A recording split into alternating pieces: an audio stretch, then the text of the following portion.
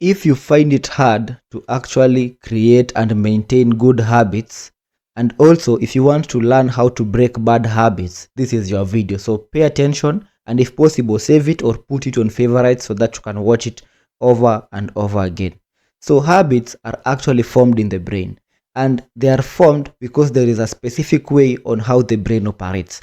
And I'll give you a 3-step way of how the brain operates and how it forms habits or breaks habit. Now, the brain follows this pattern. First, for a habit to be registered, it must have a cue. So what is a cue? A cue is a form of a pattern. So let's say when you wake up, what do you do? After you finish an activity, what do you end up doing? For example, when you wake up, you immediately reach for your brush or you immediately kneel down and pray. That is a cue. So the act of praying is preceded by what? By you waking up. So once you wake up, you immediately do that. So a cue can be something that you place. For example, when you say, when I come home from work, I will do X. That coming home from work is the cue for you to do X.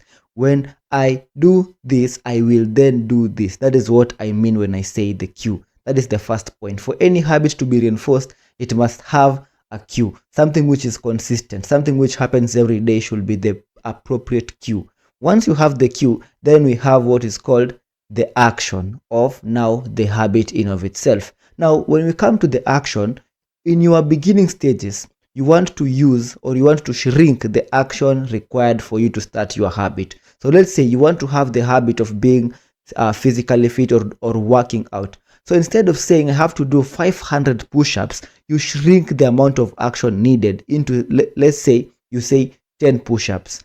When you say 10 push-ups, there is something which happens to the brain. Remember, your brain is primed or is programmed for survival, meaning that it loves things which are safe, which are easy to do, okay? So it does not want to feel as if it's threatened by something which is so big to overcome. So you have to shrink the action, make it small, something which is easy to do, something which takes few moments to actually complete, okay? That is the action part.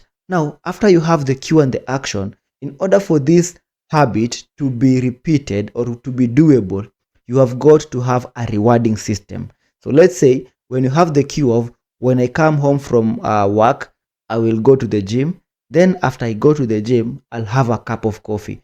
When I go to the gym, I'll watch a certain movie. When I go to the gym, I'll go to a certain restaurant afterwards. They're going to the restaurant, they're watching the movie, they're having the coffee. That is what is called the rewarding system.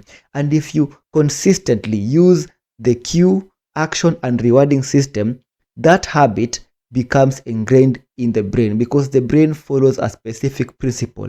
It works with routines, it works with systems, and that is simply how you create a habit. And to break a habit, you simply do the opposite of what I've said about. If you had a bad habit, look at the cue.